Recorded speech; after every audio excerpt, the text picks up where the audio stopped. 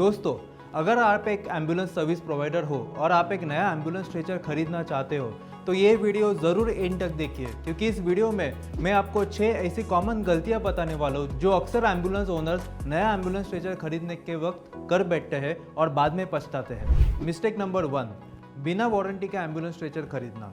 दोस्तों, अगर आप एक ऐसा एम्बुलेंस स्ट्रेचर खरीदोगे जिसके ऊपर वारंटी नहीं है तो अक्सर आपके साथ धोखा हो सकता है, क्योंकि जब भी आपको स्ट्रेचर वो डिलीवर होगा या आप ये स्ट्रेचर यूज़ करोगे उसमें अगर कुछ मैन्युफैक्चरिंग डिफेक्ट हो तो बाद में ये मैन्युफैक्चरिंग डिफेक्ट आप फ्री ऑफ कॉस्ट कंपनी के साथ सॉल्व नहीं कर पाओगे, आपको spare parts free of cost replacement नहीं मिलेगा, फिर आपको ऐसे ही वो डैमेज स्ट्रेचर यूज़ करते रहना पड़ेगा। मिस्टेक नंबर 2, स्ट्रेचर के स्पेयर पार्ट के मार्केट में अवेलेबिलिटी बिना चेक किए उसे खरीदना। तो अगर आपके एम्बुलेंस स्ट्रेचर के स्पेयर पार्ट्स मार्केट में इजीली अवेलेबल ना हो तो आप उसको इमीडिएटली रिपेयर नहीं कर पाओगे, और अगर ऐसे होता है तो आपको वैसे ही स्ट्रेचर यूज़ करना पड़ेगा और आपका एम्बुलेंस अनसेफ रहेगा और इमरजेंसी के वक्त आपका एम्बुलेंस आपके पेशेंट के सर्विस के लिए उपलब्ध नहीं होगा। मिस्टेक नंबर 3, दोस्तों, अगर आपके एम्बुलेंस स्ट्रेचर के स्पेयर पार्ट्स इजीली रिप्लेसेबल ना हो और अगर आपका स्ट्रेचर ब्रेकडाउन होता है तो आपको उसको किसी टेक्नीशियन के पास लेके जाना पड़ेगा, जिसकी वजह से आपका एम्बुलेंस का ब्रेकडाउन टाइम बढ़ेगा।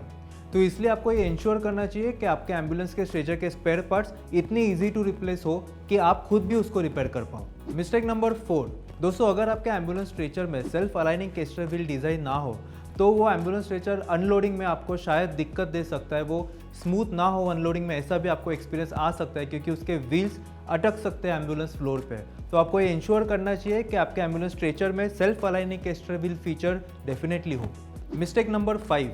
ऐसा एम्बुलेंस स्ट्रेचर खरीदना जिसकी पेशेंट वेट कैरिंग कैपेसिटी लो हो।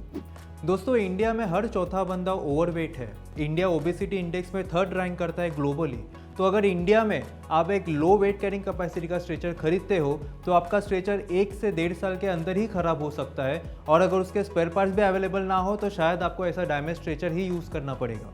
जिससे आपका एम्बुलेंस शायद अनसेफ हो आपके पेशेंट के लिए। मिस्टेक नंबर 6, दोस्तों, अगर आप एक ऐसा एम्बुलेंस स्ट्रेचर लोगे जिसके साथ आपका मैन्युफैक्चरर आपको यूज़र मैनुअल नहीं दे रहा है तो आपको ये पता नहीं चलेगा कि आपका स्ट्रेचर आपके मैन्युफैक्चरर के हिसाब से आपको कैसे मेंटेन करना है, क्योंकि अगर उस हिसाब से आपने मेंटेन नहीं किया तो शायद आपके स्ट्रेचर को उतना लाइफ नहीं मिलेगा जितना लाइफ मैन्युफैक्चरर क्लेम कर रहा है। तो दोस्तों, अगर आप एक एम्बुलेंस सर्विस प्रोवाइडर हो और आप एक नया एम्बुलेंस स्ट्रेचर खरीदने जा रहे हो तो आप ये कॉमन गलतियां अवॉइड करें ताकि आपका एम्बुलेंस हमेशा सेफ रहे आपके पेशेंट के लिए और आपके लिए। Satpura engineering, be different, be sure.